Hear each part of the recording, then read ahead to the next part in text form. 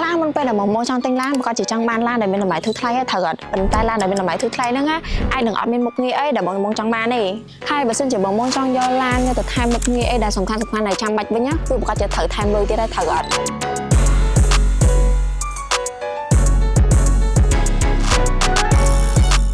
ងាយមកមើលដូចជា Disney Limited B10 នេះវិញតម្លៃត្រឹមតែ 26,000 ចេញឯប៉ុន្តែមានមុខងារសំខាន់ចាំបាច់ជាច្រើនដែលបងត្រូវការ Open Sunshade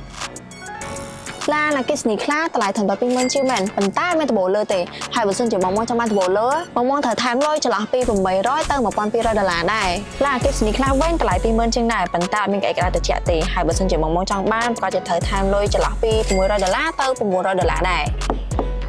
ហើយបើនិយាយពី speaker វិញក្នុងឡានទូទៅមានធំ5ទៅ6គ្រាប់ឯទេស្ដាប់ទៅអត់សូវឈៀលហើយបើចង់បាន speaker 12គ្រាប់ដែលស្ដាប់ទៅឈៀលក៏จะត្រូវថែមលុយចន្លោះពី1000ទៅ1500ទៀតឯងបើនិយាយពីកាមេរ៉ាវិញរថយន្តតម្លៃធំតែ 20,000 ជាងហ្នឹងភាគច្រើនគឺអត់មានកាមេរ៉ាក្រោយទេបើពេលចូលចំណតអីគឺពិបាកហ្មងតែបើសិនជាចង់ដាក់កាមេរ៉ា360ត្រូវថែមលុយចន្លោះពី$500ទៅ$700រីឯប្រព័ន្ធជំនួយការបើកបោកឆាត់វិញគឺពិតជាសំខាន់មែនប៉ុន្តែឡានខ្លះគឺអត់មានទេបើសិនជាបងចង់បានប្រកាសជាត្រូវថែមលុយចន្លោះពី$1,500ទៅ$2,000ទៀត